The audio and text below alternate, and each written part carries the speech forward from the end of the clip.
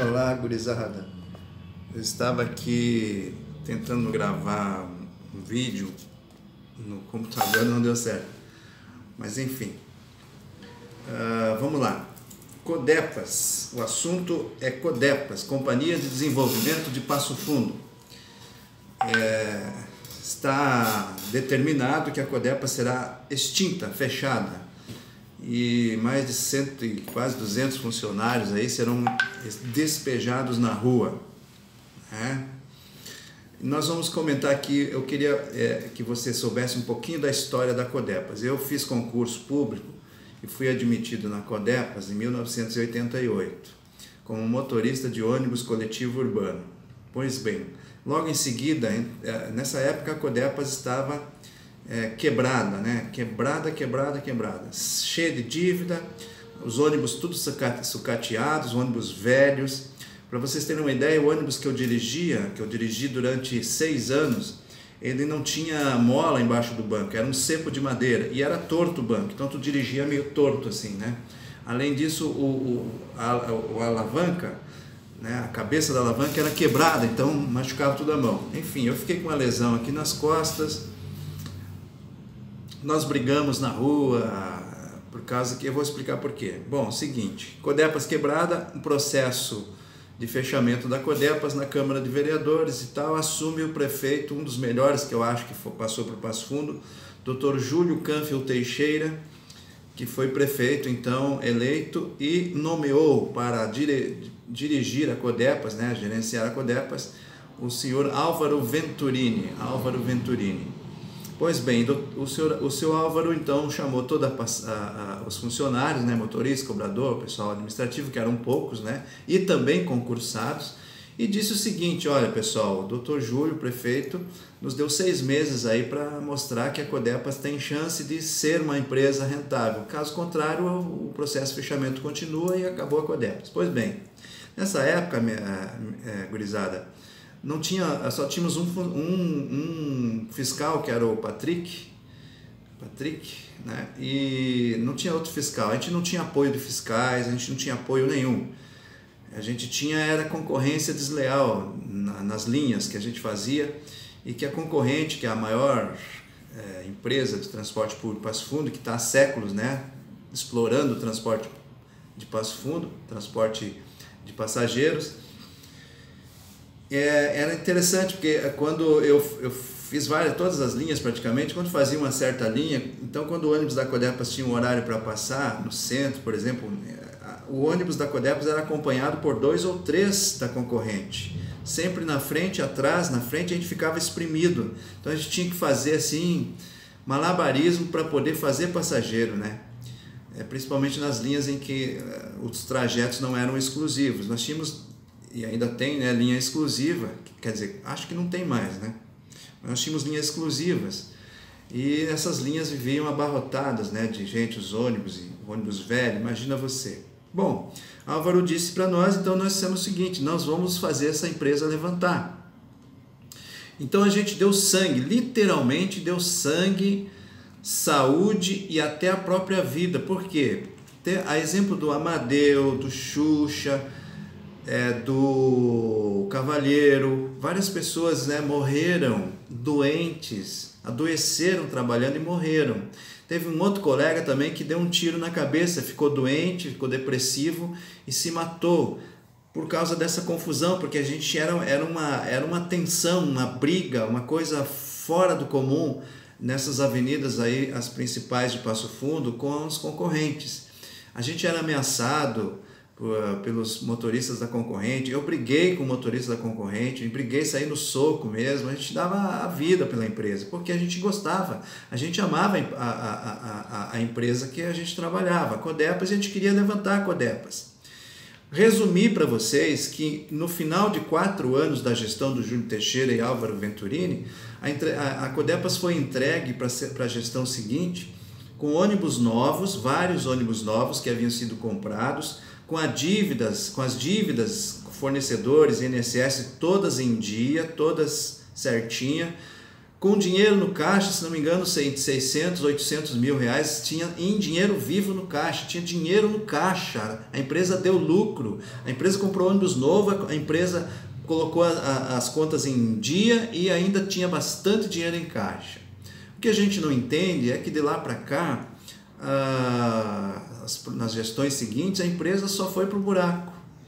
Hoje a empresa tinha, além do transporte público, assumiu o lixo, assumiu a Zona Azul da cidade, dos estacionamentos da Zona Azul, mas assim mesmo a empresa não dá lucro.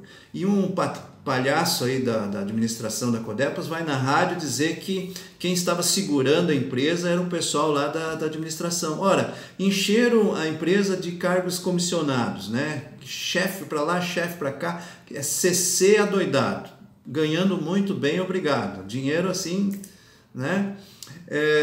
Que mais? Aquele pessoal, nós que ficamos doentes, isso que eu me ponho vou dizer para você que há uma semana que eu estava sem tomar meu remédio, há 2 dias que eu não conseguia sair de casa, né? Por dores, não conseguia nem dormir, de dores, né?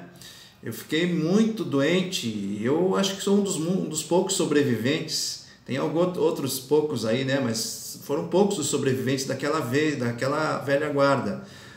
Então, quando eu fico sem tomar o remédio, que eu tomo desde 2004 e é para sempre, eu não consigo andar. Então, faz 2 dias que eu não saía de casa. Hoje que eu consegui tomar o meu remédio, uma senhora me emprestou o dinheiro, eu fui lá na farmácia e comprei o remédio. Então, eu estou aqui. E até porque eu tenho aula, né? Tenho que ir para aula. Mas, enfim,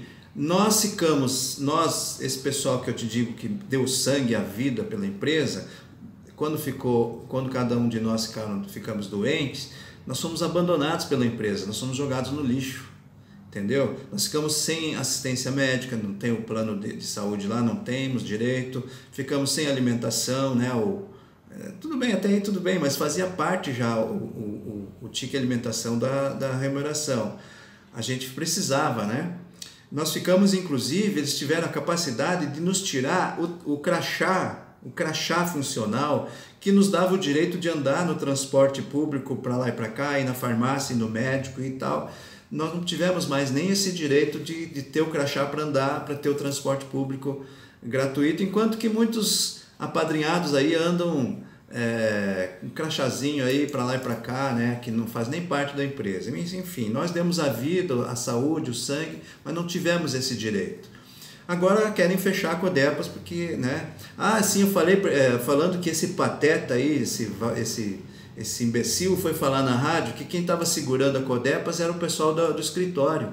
Ora, veja, senhores, quem faz passageiro lá na rua, que briga com os concorrentes, são os motoristas e cobradores. É eles que levam o dinheiro e sustentam essa corja né? Esse pessoal aí que cargo comissionado para agradar, né? Os eleitores aí, né? Os políticos, né? São vários, não são poucos, não.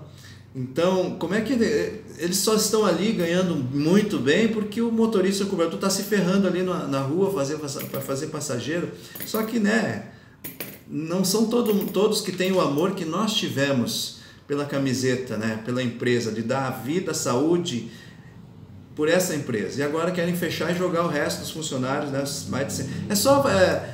é simples, os vereadores agora ventilaram a hipótese de fazer uma CPI da Codepas e agora foram ameaçados até vão denunciar os vereadores, até pedir a cassação do mandato, porque os dados são falsos, não sei o quê. Olha, gente, é uma brincadeira, é uma palhaçada, é um negócio assim que não tem explicação, Eu não consigo entender isso. Quem não deve não teme, pô.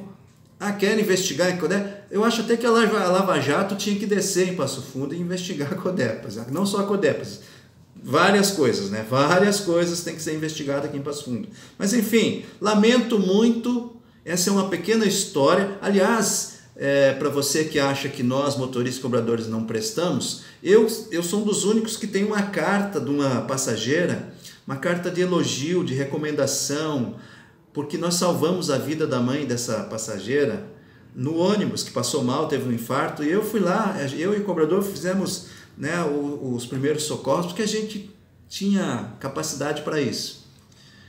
E então nós ganhamos, eu tenho guardado essa carta de elogio. Então você que acha que nós motoristas e cobradores não prestamos, nós prestamos sim. Somos pais de família, adoecemos e a empresa nos joga no lixo. E agora está jogando, até os políticos estão jogando a empresa no lixo. E sabe quem vai assumir? Aquela que sempre mandou no transporte público em Passo Fundo. Esse sempre foi o plano deles. Sempre. Codepas, só por Deus. E esse país, para tomar jeito, só se a política mudar. Só se os partidos políticos deixarem de ser dirigidos por quadrilhas e defender os seus próprios interesses. A partir do momento que o partido político passar a ser somente aquele veículo legal, aquela ferramenta que o cidadão precisa para disputar um cargo eletivo e deixar de ser ideológico, impor suas ideologias, deixar de defender lá no poder, lá pelos seus eleitos, os seus próprios interesses, e os políticos eleitos passarem a defender os interesses da população especificamente, que é para isso que eles são eleitos, enquanto isso não acontecer, a bandalheira vai continuar do mesmo jeito. Então, é um pouquinho da história da Codepas para você. Beijo no seu coração, bom final de semana a todos.